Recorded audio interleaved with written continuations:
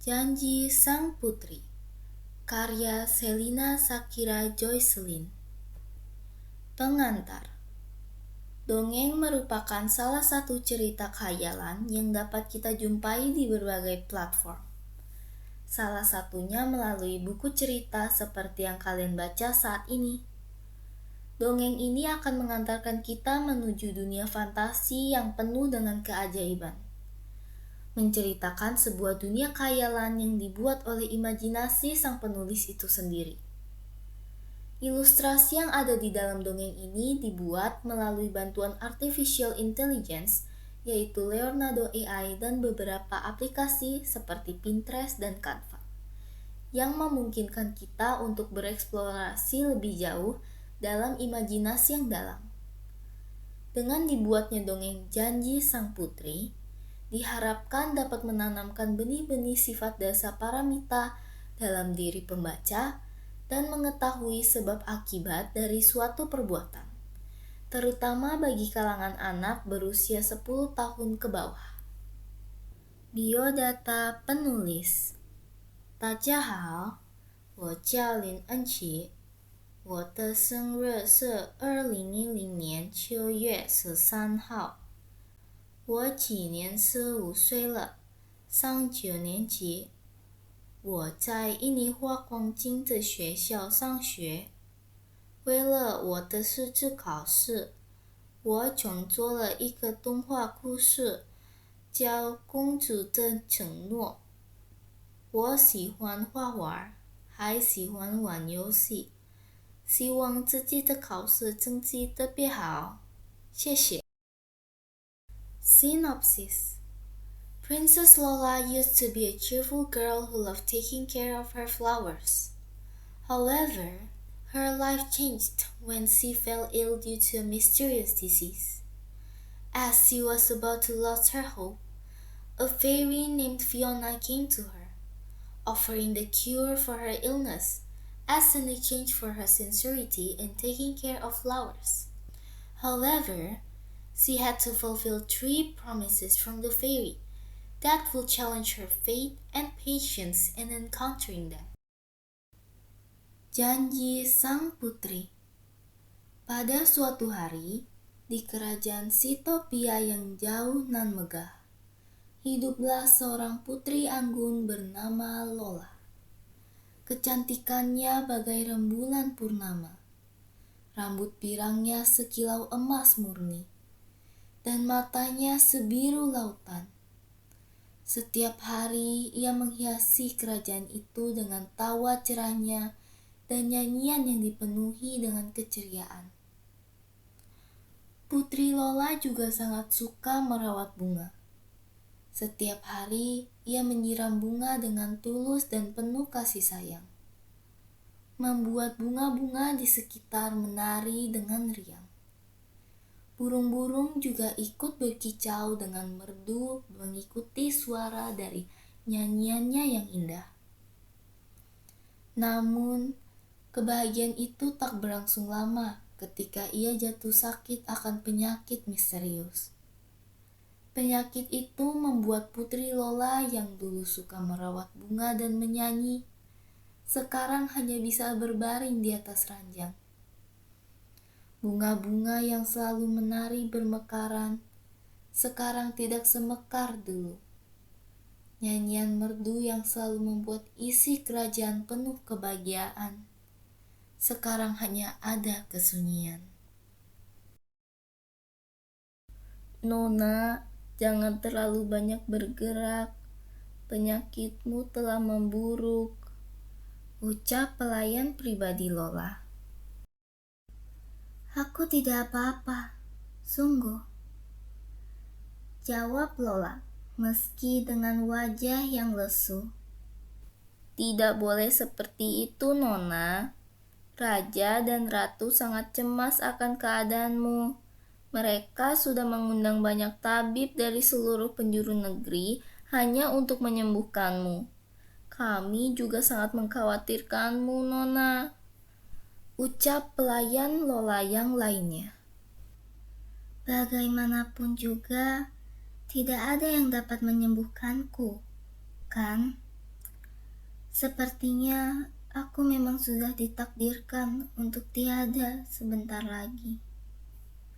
Balas Lola semakin lesu dan putus asa. Putri Lola hampir menyerah akan hidupnya. Ia hanya dapat tertidur di atas ranjang emasnya seharian.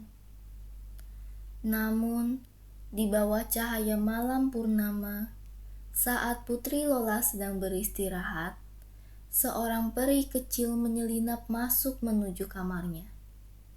Ia datang menghampiri Putri Lola, menawarkan harapan baru kepada Lola yang akan mengubah nasibnya nanti. Hai Putri Lola. Sapa peri tersebut sambil memegang tongkat sihirnya. Siapa kamu? Tanya Putri Lola berpikir bahwa itu hanyalah sebuah mimpi. Panggil saja aku Peri Fiona, peri imut yang datang untuk menyembuhkanmu. Bagaimana caranya? Tidak ada orang yang pernah berhasil menyembuhkan penyakit ini. Tanya Putri Lola dengan penuh pertanyaan dan keraguan di pikirannya. Kamu meremehkan aku. Asal kau tahu ya, aku dijuluki sebagai peri terpintar dan terimut di duniaku. Beraninya kamu meremehkanku. Jawab Peri Fiona dengan raut yang kesal. Baiklah, maafkan aku Peri Fiona. Kau pasti tidak akan menyembuhkanku tanpa alasan, bukan? Jadi, imbalan apa yang kau inginkan agar aku dapat sehat kembali? Aku senang telah melihatmu merawat bunga-bunga di sini dengan tulus setiap hari. Aku tidak akan meminta imbalan apapun. Kau cukup berjanji akan 3 hal kepadaku. Yang pertama, kau harus berjanji untuk meminum obat ini secara rutin 3 kali sehari selama 6 bulan penuh. Pastikan kamu tidak melewatkan jadwal minummu walau hanya sehari. Ucap Peri Lola sambil memberikan obat ajaib itu kepada Putri Lola. Kemudian, Peri Fiona lanjut memberikan sebuah kotak dan bibit ajaib kepada Putri Lola. Kedua, berjanjilah kepadaku untuk merawat tanaman ini hingga tumbuh besar. Tumbuhan ini sangatlah licik dan dapat menghasut orang-orang di sekitarnya. Namun, begitu tumbuhan ini tumbuh besar, tumbuhan ini akan menjadi tumbuhan yang paling berharga untukmu. Jadi, pastikan kau tidak terhasut olehnya. Dan terakhir, berjanjilah kepadaku untuk tidak membuka kotak ini apapun situasinya. Kau hanya boleh membukanya saat semua janjimu telah dipenuhi. Sebelum Putri Lola dapat berterima kasih, Peri Fiona langsung pergi menghilang melewati jendela kamar. Keesokan harinya, Putri Lola pun mulai meminum obat yang diberikan Peri Fiona. Dan benar saja, obat itu sangatlah manjur. Hanya dalam 2-3 hari, Putri Lola sudah dapat beraktivitas kembali. Raja dan Ratu pun ikut senang melihat anaknya kini kembali sehat. Selanjutnya, Putri Lola mulai menanam bibit ajaib yang telah diberikan Peri Fiona. Setiap hari, ia rawat dengan penuh cinta dan kasih sayang. Walau terkadang tanaman tersebut mencoba untuk menghasut Putri Lola dalam melakukan hal-hal buruk. Tuan Putri, pelayan itu sangatlah menjijikkan. Ia pernah mencoba untuk merusak daunku yang indah ini. Tidak bisakah kau menghukumnya? Ujar tanaman licik itu. Untuk apa aku menghukumnya kalau kau berbohong? Balas Putri Lola kepada tumbuhan itu. Ada juga saat tumbuhan itu berusaha membujuk Putri Lola untuk mengingkari janjinya. Tuan Putri, tidakkah kau penasaran dengan apa isi kotak yang diberikan Peri Fiona? Aku dengar dengan membuka peti itu, kita dapat meminta satu permintaan apapun. Tidak, aku harus berpegang teguh dengan janjiku. Kau jangan coba-coba untuk menghasutku. Balas Putri Lola lagi. Setelah 3 bulan berlalu, Peri Fiona kembali untuk memeriksa keadaan Putri Lola. Putri Lola kini sudah jauh lebih sehat dari sebelumnya dan masih menepati janjinya dengan benar. Hai Putri Lola, aku datang kembali untuk mengecek keadaanmu. Sapa Peri Fiona mengagetkan Putri Lola dari belakang. Wah, kau mengagetkanku. Hehe, jadi bagaimana kondisimu sekarang? Sepertinya kau sudah jauh membaik ya? Tanya Peri Fiona mengecek kondisi Putri Lola. Iya, berkatmu aku sudah jauh lebih baik. Aku bahkan sudah tidak batuk sama sekali. Balas Putri Lola. Mendengarnya, Peri Fiona pun ikut merasa gembira. Ia lalu pergi kembali ke dunia peri. Namun, sebelum Peri Fiona pergi meninggalkan dunia manusia, ia berpesan kepada Putri Lola. Kamu tahu, karena kamu sudah menepati janjimu dengan baik, hingga sekarang, aku akan memberitahumu salah satu rahasiaku. Di balik kotak ajaib itu, aku telah menaruh sebuah kalung ajaib yang dapat menghubungkan aku denganmu. Anggap saja bahwa kalung itu adalah hadiahku untukmu. Baiklah, terima kasih atas hadiahnya Peri Fiona. Ternyata kau tidak hanya seorang peri yang pintar, tetapi juga baik hati ya. Puji Putri Lola kepada Peri Fiona. Oh, aku hanya mencoba untuk mengingatkanmu tahu. Sampai jumpa. Balas Peri Fiona dengan pipi yang memerah. Peri Fiona pun langsung pergi meninggalkan dunia manusia. Di sisi lain, Putri Lola masih menjalani hidupnya seperti biasa, berusaha menepati semua janjinya. Setiap hari, ia akan bangun dari tempat tidurnya, merawat tanaman ajaib itu, dan meminum obat secara rutin. Hingga suatu hari, Putri Lola melakukan kesalahan terbesar dalam hidupnya. Tuan Putri, kau terlihat sangat sehat daripada biasanya.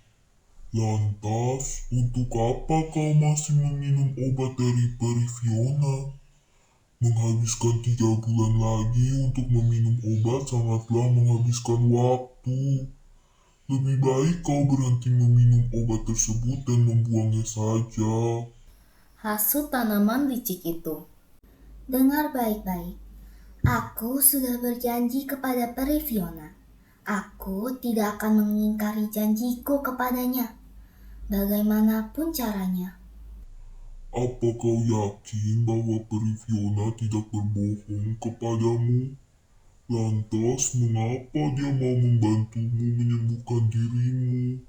Apa imbalan yang ia dapatkan dari menyembuhkanmu? Jawab Putri Lola dengan ragu. Ia tahu bahwa Peri Fiona sudah pernah mengingatkannya bahwa tanaman itu sangatlah licik. Tapi, Peri Fiona tidak pernah memberikan alasan yang jelas kepadanya setiap kali ia bertanya akan hal itu kepada Peri Fiona. Peri Fiona hanya langsung pergi meninggalkannya begitu ia ingin bertanya kepadanya. Sepertinya kau benar. Aku sudah sangat sehat sekarang. Jauh lebih sehat. Lalu, mengapa aku harus meminum obat tersebut hingga habis? Siapa yang mau meminum obat selama 6 bulan penuh dengan sabar? Apakah dia mencoba untuk menyebabku? Putri Lola pun melihat ke arah obat di atas meja kayu. Ia kemudian berjalan menuju meja kayu itu, memegang obat tersebut dengan penuh keraguan. Entah ia harus mempercayai tanaman itu atau Peri Fiona. Namun akhirnya, ia membulatkan tekadnya untuk membuang obat itu, mengingkari janji yang membuatnya menyesal seumur hidupnya. Hari demi hari pun terus berlalu. Putri Lola telah mengingkari janjinya yang pertama. Ia telah berhenti meminum obat tersebut. Imbasnya, ia pun terjangkit penyakit misterius tersebut lagi. Wajahnya kembali lesu dan pucat. Tak berdaya akan nasib buruk yang terulang lagi. Putri Lola kini sangat menyesal, karena tak hanya telah sakit kembali, tetapi juga telah mengingkari janjinya kepada Peri Fiona. Kemudian, Putri Lola pun memutuskan untuk berusaha mencari Peri Fiona untuk meminta bantuannya sekali lagi. Teringat akan kotak yang telah diberikan Peri Fiona, ia pun memutuskan untuk membukanya, walau itu mengharuskannya mengingkari janji kedua kalinya. Ia mengambil kalung tersebut dan memakainya di leher cantiknya, membaca mantra agar kalung itu dapat berfungsi. Peri Fiona, Peri Fiona, Peri Fiona, ini aku, Putri Lola. Aku membutuhkan pertolonganmu. Penyakitku telah kambuh kembali.